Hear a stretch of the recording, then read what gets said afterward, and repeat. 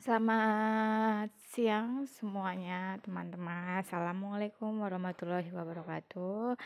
Kita lanjutkan materi kali ini kita akan membahas Pancasila sebagai dasar nilai pengembangan ilmu. Nah, kemarin kita sudah membahas tentang filsafat etika, lalu sekarang kita pada materi berikutnya. Dalam konteks pengembangan ilmu, kebanyakan orang sering mencampur adukan antara kebenaran dan kemajuan, sehingga pandangan seseorang tentang kebenaran terpengaruh oleh kemajuan yang dilihatnya. Kebenaran itu bersifat non-kumulatif atau tidak bertambah, karena kebenaran itu tidak mungkin berkembang dari waktu ke waktu. Sedangkan kemajuan itu bersifat kumulatif atau selalu bertambah. Artinya kemajuan itu selalu berkembang dari waktu ke waktu. Agama, filsafat, dan kesenian termasuk dalam kategori non-kumulatif. Artinya apa? Tidak bertambah. Sedangkan fisika, teknologi, ilmu pengetahuan, kedokteran termasuk dalam kategori kumulatif atau yang berkembang atau bertambah. Selanjutnya, perkembangan ilmu pengetahuan dan teknologi ini mencapai kemajuan pesat sehingga peradaban manusia mengalami perubahan yang luar biasa. Tidak dapat terlepas dari situasi yang melingkupinya. Artinya, Iptek selalu berkembang dalam satu ruang budaya. Hingga akhirnya ada sebuah kemungkinan relasi antara Iptek, budaya, dan agama, di mana yang pertama adalah Iptek yang gayut dengan nilai budaya agama, sehingga pengembangan Iptek senantiasa didasarkan atas sikap human religius. Yang kedua, Iptek yang lepas sama sekali dari norma dan budaya dan agama, sehingga terjadi apa? Sekularisasi. Efeknya apa? Kemajuan Iptek tanpa dikawal dan diwarnai oleh human religius ini terjadi karena sekelompok ilmuwan yang meyakini bahwa Iptek memiliki hukum sendiri yang lepas dan tidak perlu diintervensi nilai-nilai dari luar. Itu yang lepas. Yang ketiga, kemungkinannya adalah Iptek yang menempatkan nilai agama dan budaya sebagai mitra dialog di saat diperlukan.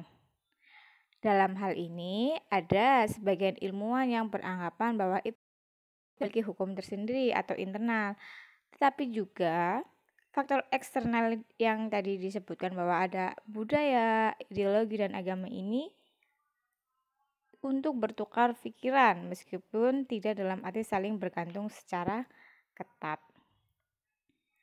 Sehingga timbullah fenomena relasi tersebut. Yang pertama adalah di mana relasi yang paling ideal meskipun belum dapat berlangsung secara optimal, mengingat keragaman agama budaya di Indonesia itu sendiri. Yang kedua, keragaman tersebut di satu pihak dapat menjadi kenyataan, tetapi di pihak lain dapat memicu terjadinya sebuah konflik. Yang ketiga, diperlukannya sikap inklusif dan toleran di masyarakat untuk mencegah timbulnya konflik. Dan yang keempat, ada komunikasi yang terbuka, egaliter diperlukan dalam kehidupan bermasyarakat, berbangsa, dan bernegara. Fenomena kedua adalah penempatan Iptek di luar nilai budaya dan agama jelas berjarak positivistis, di mana menganggap intervensi faktor eksternal justru dapat mengganggu objektivitas ilmiah. Dan yang ketiga, menempatkan nilai budaya dan agama sebagai mitra dialog merupakan sintetis yang lebih memadai dan realistis untuk diterapkan dalam pengembangan Iptek di Indonesia. Sehingga iptek yang berkembang di ruang hampa nilai justru akan menjadi bumerang yang membahayakan aspek kemanusiaan. Di sini kita akan menerapkan Pancasila yang pertama sebagai ideologi merupakan kristalisasi nilai budaya dan agama dari bangsa Indonesia.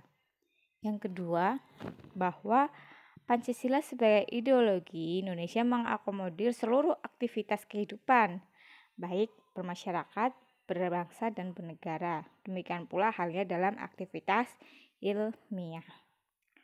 Oleh karena itu, perumusan Pancasila sebagai paradigma ilmu bagi aktivitas ilmiah di Indonesia merupakan sesuatu yang bersifat niscaya, sehingga muncul sebab-sebabnya, yaitu pengembangan ilmu yang terlepas dari nilai ideologi bangsa justru dapat mengakibatkan sekularisme seperti yang terjadi pada zaman Renaissance di Eropa. Lalu di mana peran Pancasila itu? Yang pertama, bertitik tolak dari asumsi di atas, maka Dasolen ideologi Pancasila berperan sebagai leading principle dalam kehidupan ilmiah bangsa Indonesia, atau yang seharusnya. Para ilmuwan tetap berpeluang untuk mengembangkan profesionalitasnya tanpa mengabaikan nilai ideologis yang bersumber dari masyarakat Indonesia sendiri. Sekarang kita akan membahas tentang konsep Pancasila sebagai dasar nilai pengembangan ilmu. Yang pertama, bahwa ilmu, pengetahuan, dan teknologi yang dikembangkan di Indonesia haruslah tidak bertentangan dengan nilai yang terkandung dalam Pancasila. Yang kedua, setiap iptek yang dikembangkan harus menyertakan nilai Pancasila sebagai faktor intern pengembangan iptek itu sendiri. Ya, jadi dalam pengembangan ilmu kan tadi sudah dijelaskan ada faktor intern dan ekstern. Dan yang ketiga, nilai Pancasila berperan sebagai rambu normatif bagi pengembangan iptek di Indonesia, yang artinya mampu mengendalikan iptek agar tidak keluar dari cara berpikir dan bertindak bangsa Indonesia, dan berakar dari budaya ideologi bangsa Indonesia sendiri yang lebih dikenal dengan istilah indigenisasi ilmu.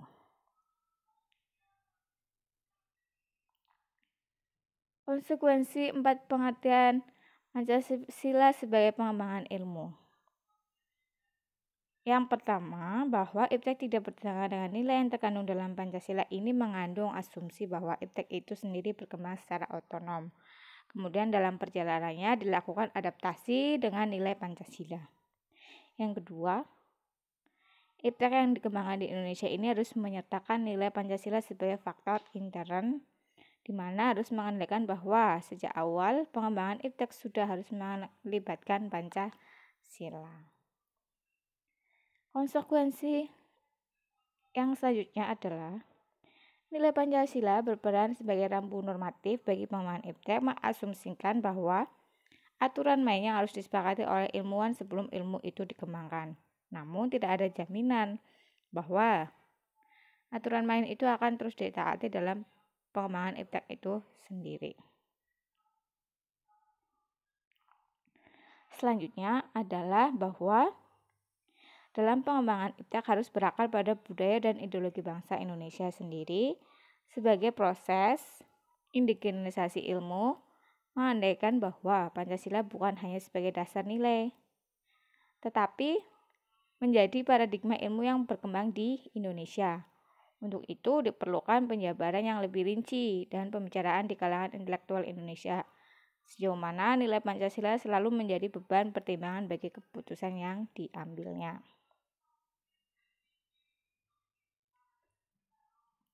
Yang kedua, urgensi Pancasila sebagai dasar nilai pengembangan ilmu.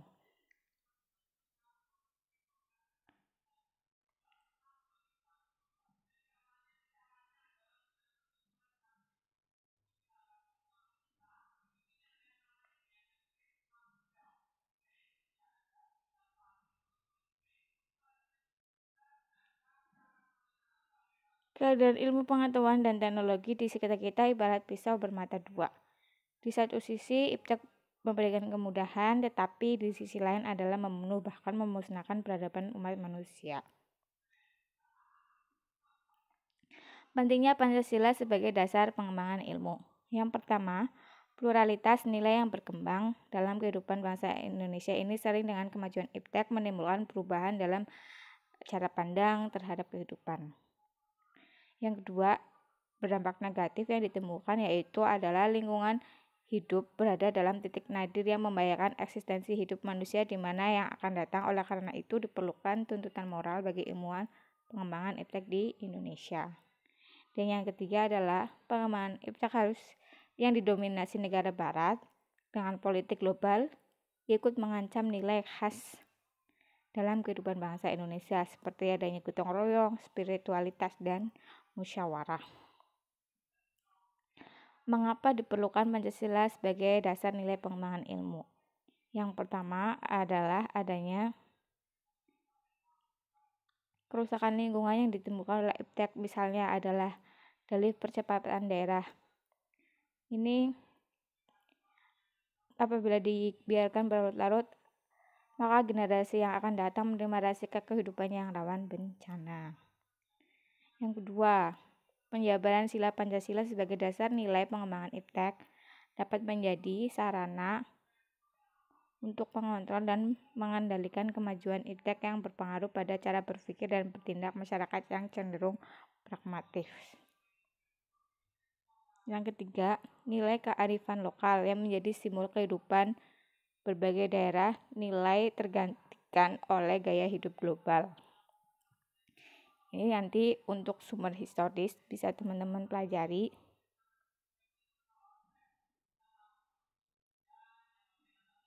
Saya tidak akan membahas lebih lanjut.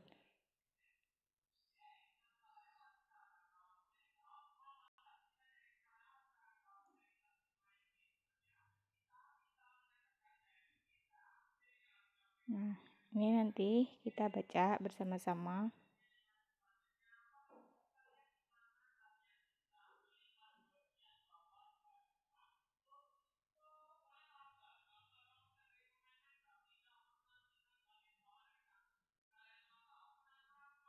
Ini Pancasila dalam bidang ekonomi. Lalu ada disiplin ilmu ekonominya. Lalu kita akan masuk pada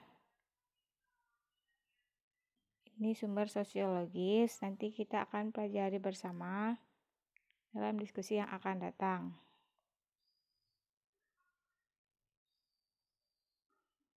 Ada sumber politis juga.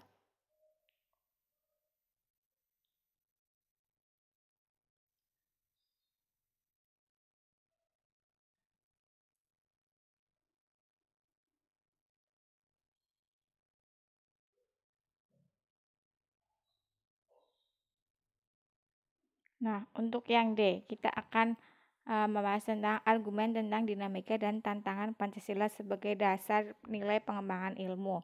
Yang pertama, Pancasila sebagai pengembangan ilmu.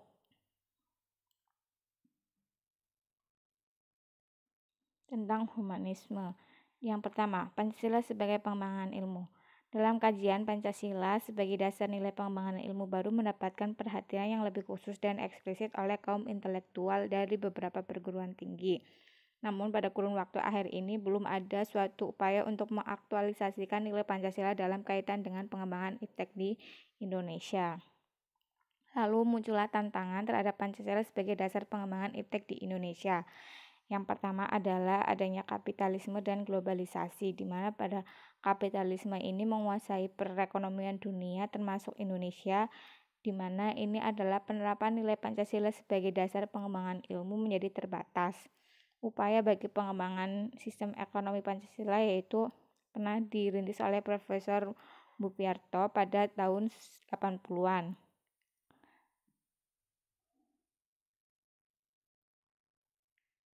Yang kedua, adanya globalisasi menyebabkan lemahnya daya saing bangsa Indonesia dalam pengembangan iptek sehingga Indonesia lebih berkedudukan dengan konsumen daripada produsen dibandingkan dengan negara lain. Yang ketiga, adanya konsumerisme dan Selanjutnya adalah pragmatisme, di mana konsumerisme ini menyebabkan negara Indonesia menjadi pasar bagi produk teknologi negara lain yang lebih maju ipteknya. Pancasila sebagai pengembangan ilmu baru pada taraf wacana yang belum berada pada tingkat aplikasi kebijakan negara. Pragmatisme yang berorientasi pada 3 ciri yaitu workability, keberhasilan, satisfaction atau kepuasan, dan result atau hasil.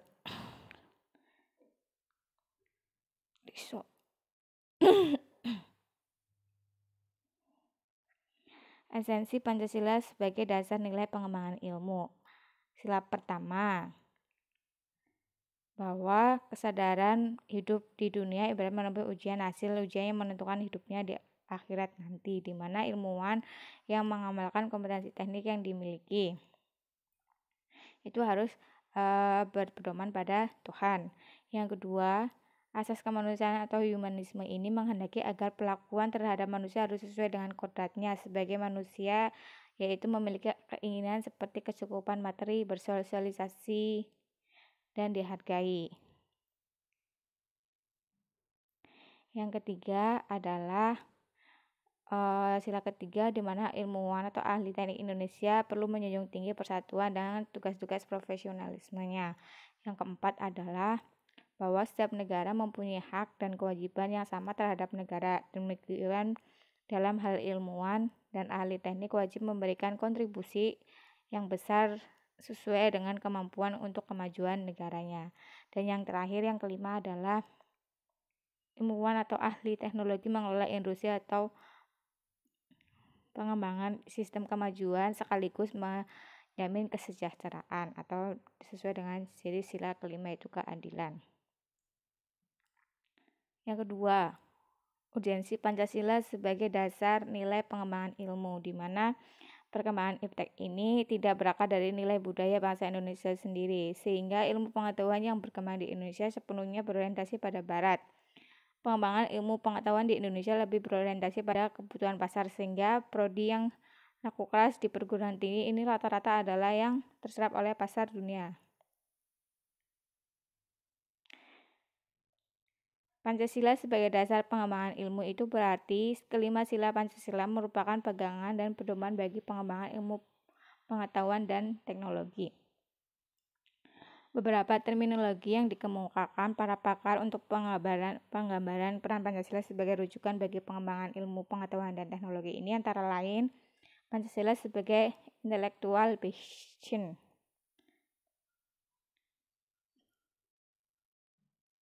dan Pancasila sebagai paradigma ilmu. Pentingnya Pancasila sebagai dasar nilai pengembangan ilmu bagi mahasiswa adalah untuk melibatkan peran Pancasila sebagai rambu normatif ilmu pengetahuan di Indonesia. Demikian penjelasan secara singkat. Ada beberapa penjelasan yang belum dijelaskan secara detail. Kita bisa diskusikan dalam pertemuan berikutnya atau di group discussion. Sekian, terima kasih. Wassalamualaikum warahmatullahi wabarakatuh.